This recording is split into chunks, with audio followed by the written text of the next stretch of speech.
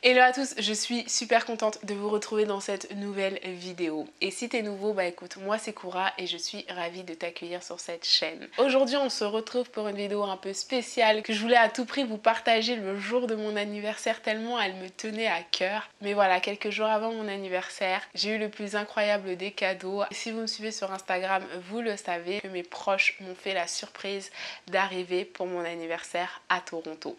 Donc c'est un petit peu perturbé les programmes, mais en même temps, voilà, rien n'arrive par hasard. Et c'est vrai que j'avais déjà tourné cette vidéo. Et en fait, pour moi, il était juste impensable de partager avec vous la première version de cette vidéo en sachant tout ce qui venait de se passer et tout ce que j'avais encore plus envie de partager avec vous dans cette vidéo. Donc, vous l'aurez lu dans le titre, aujourd'hui, on va parler de ses rêves, du fait de ne pas négliger ses rêves pour plusieurs raisons, dont notamment le fait qu'aujourd'hui, à l'heure où je vous parle, on est plus de 370 sur cette chaîne. C'est juste waouh!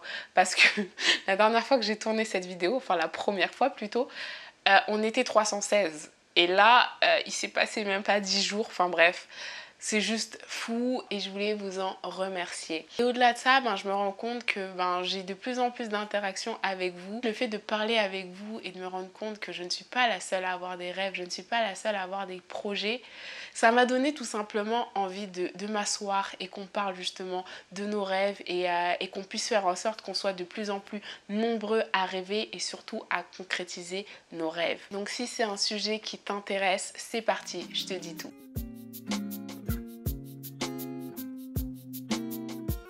Donc je vous le disais dans l'intro, il y a quelques jours c'était mon anniversaire et je sais pas pour vous mais moi en général cette période c'est un petit peu une période où je prends du recul, où je fais un petit peu un bilan, un état des lieux de l'année passée, enfin des années passées parce que maintenant il y en a quand même pas mal qui s'accumulent et j'essaye de voir justement où j'en suis dans mes projets, dans mes rêves, dans mes envies et voir si je suis sur un terrain favorable. Et cette année à l'issue de ce bilan, je suis arrivée à la conclusion que je vis la vie de mes rêves. Et je suis pas en train de dire que ma vie est parfaite, loin de là, même si moi, elle me plaît énormément comme ça. Mais ce que j'entends par vivre la vie de ses rêves, c'est vraiment vivre une vie guidée par ses rêves, par son instinct et surtout se donner les moyens de ses ambitions. Et c'est un petit peu le concept de cette chaîne. Quand je vous dis Let's DPAP ou DPAP comme certains aiment bien le dire, c'est vraiment ça, c'est Dream, Plan, Act and be patient. Mais vraiment c'est ça, voilà, de partir d'un rêve,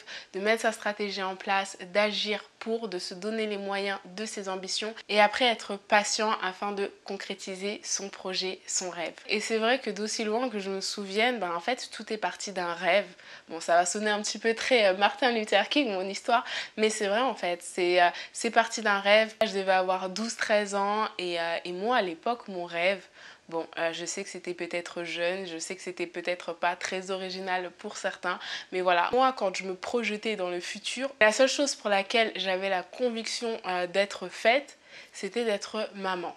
Ça me fait quand même bizarre de le dire comme ça dans une vidéo, mais en fait c'est la vérité. Je me rappelle qu'à l'époque je savais pas vraiment quel métier je voulais faire plus tard. J'avais eu quelques envies comme ça d'être chimiste en cosmétique pour créer mon propre maquillage, mais bref, toujours est-il que je ne savais pas vraiment quel métier je voulais faire, mais je savais au fond de moi que plus tard je voulais être maman. Vous allez peut-être vous demander où est-ce que je veux en venir avec mon histoire. À l'époque ce rêve, j'appelle ça un rêve parce que à 12 ans on est conscient qu'on va pas être maman.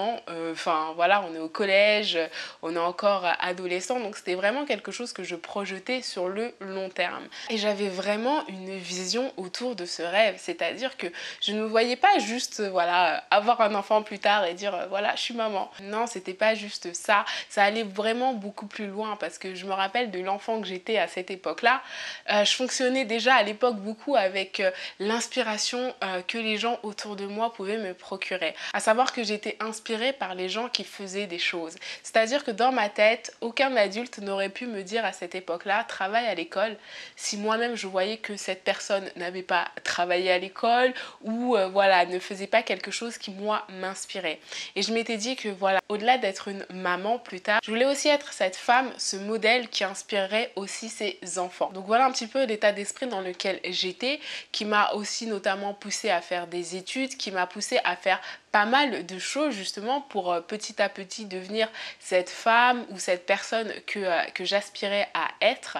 Et j'en avais peut-être pas conscience, c'est vrai, mais en fait, tout simplement, je posais ma stratégie. Avec le recul aujourd'hui, je m'en rends compte, ma stratégie était déjà en place. Même si elle n'était pas super élaborée, j'avais déjà quelques pistes. Moi, je m'étais dit, va au bout de tes études parce que je me suis dit à l'époque que c'était la voie que je devais suivre. Après, ce que je trouve magique dans un rêve, et c'est vraiment pour ça que je fais cette vidéo aujourd'hui, c'est que lorsqu'on travaille à réaliser ses rêves, il y a d'autres envies, d'autres rêves, d'autres aspirations qui vont émaner de tout ça.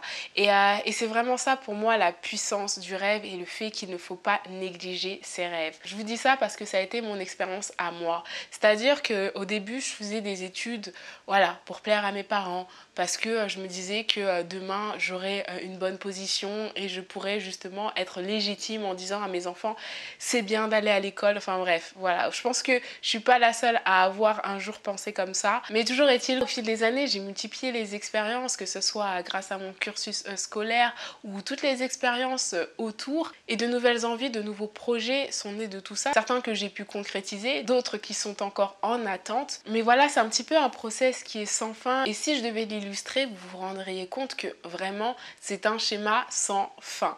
Parce que de toute façon, personne n'a dit qu'il ne fallait n'avoir qu'un rêve. Et quand je vous parle de travailler à réaliser ses rêves ou d'agir pour réaliser ses rêves, j'ai pleinement conscience qu'on n'a pas le contrôle sur tout. Et c'est pour ça aussi que dans le DPIP, je vous parle de la notion de patience. Parce que voilà, pour moi, dans la notion d'agir, on va faire tout ce qui est à notre portée pour pouvoir réaliser ce rêve ou ce projet.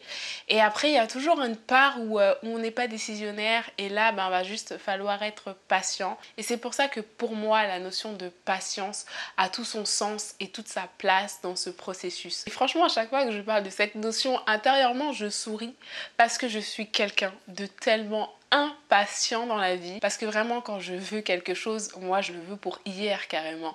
Mais voilà, moi la patience m'a enseigné tellement de choses, à savoir que des fois on a envie de certaines choses, mais tout simplement ce n'est pas le bon moment, ou des fois en fait on n'en a pas vraiment envie. C'est-à-dire que je sais pas pour vous, mais en tout cas moi ça m'est arrivé à plusieurs reprises que j'avais envie de faire des choses, mais que quand je me suis posée ou quand j'ai vu que ça mettait du temps à se concrétiser et que je me suis interrogée en me disant que si jamais ça n'aboutissait pas, comment je le prendrais. Et en fait je me rendais compte que c'était pas vraiment mon projet, c'était pas vraiment mon projet, si c'était mon projet, mais c'était plus le rêve ou le projet d'une autre personne. Et c'est dans ce sens où je dis que des fois, voilà, d'être patient, ça nous permet aussi de prendre du recul et de vraiment s'interroger sur notre projet. Et enfin, une chose aussi que j'ai appris grâce à la patience, c'est que des fois, voilà, on rêve de certaines choses, on met les choses en place, et en fait, à force de patience, certaines choses encore plus incroyables que ce qu'on avait imaginé se passe. Et là, on se dit, waouh, heureusement que j'ai attendu, heureusement que j'ai été patient. Et c'est pour ça que je ne cesserai jamais de dire qu'il faut être patient, même si c'est compliqué, même si c'est dur à gérer. Des fois et très souvent, ça en vaut la peine. Après, je dis pas qu'il faut rester là à ne rien faire en me disant, voilà, je suis patient. Non, donnez-vous quand même les moyens de vos ambitions. Après, malheureusement, parfois, même avec la meilleure volonté du monde et une patience à toute épreuve, il y a certains projets qui n'aboutissent pas. J'en ai fait l'expérience moi la première et si toutefois ça ne fonctionne pas, soyez indulgent envers vous-même et soyez reconnaissant pour l'expérience. N'oubliez pas que toute expérience est bonne à prendre et que vous serez encore plus armé pour votre prochain projet, pour votre prochain rêve. Mais surtout ne vous laissez pas abattre, la partie n'est pas finie. Voilà, aujourd'hui, 15 ans plus tard, je ne suis toujours pas maman. Je ne sais même pas si un jour je serai maman. Tout ce que je sais, c'est que je suis super reconnaissante à cette petite fille de 12 ans qui a eu un jour ce rêve, parce que sans ce rêve, je pense que j'en serais pas là où j'en suis aujourd'hui. Et c'est fou quand même, c'est fou parce que je pense qu'à l'époque, si on avait dit à cette petite fille de 12 ans, hey, tu vivras à Toronto plus tard, tu lanceras une chaîne YouTube et tu auras des rêves plein la tête, j'aurais regardé en mode « Hein? De quoi tu me parles? Laisse-moi aller au collège, je suis en retard. » Enfin bref, tout ça pour vous dire, voilà, si j'ai un message à vous faire passer dans cette vidéo, c'est vraiment ne négligez pas vos rêves parce que vous ne savez pas où ils vous emmèneront. Et c'est vrai, parfois, il y a certaines personnes qui ne les comprendront pas, certaines personnes qui ne les trouveront pas à leur goût. Mais voilà, ça reste vos rêves, ça reste vos envies, ça reste votre vie. On n'est pas dans Candy Crush, on n'en a qu'une et vivez-la à fond. Et malgré toutes les personnes qui peut-être ne croiront pas en vos rêves, il y en a plein qui y croiront et qui contribueront aussi à la réalisation de ces rêves. Et c'est vraiment sur ce point-là que je voulais clôturer cette vidéo. Tout simplement parce que voilà, aujourd'hui je vous ai dit, un de mes plus grands rêves aussi s'est réalisé, à savoir avoir mes parents et mes grands-parents sous mon toit à Toronto, là où j'ai envie de m'établir, là où j'ai envie de passer un moment. Et voilà, pour moi, avoir mes proches sous mon toit, enfin surtout mes grands-parents, je pensais que c'est quelque chose qui n'allait jamais arriver. Et ça s'est fait grâce à mes parents que je ne remercierai jamais assez pour avoir été à l'initiative de tout ça. Parce que là, à l'heure où je vous tourne cette vidéo, ça fait même pas 48 heures que tout le monde est reparti. Je suis encore sur mon nuage. Je suis encore sur mon nuage et je souhaite à tout le monde de ressentir cette sensation, quels que soient vos rêves. Voilà, pour certains, quand je dis oui, mes parents et mes grands-parents sont venus, pour eux c'est peut-être normal, pour certains c'est un truc de fou. Moi personnellement c'était mon rêve, il s'est réalisé et j'ai pris le temps nécessaire pour savourer chaque instant.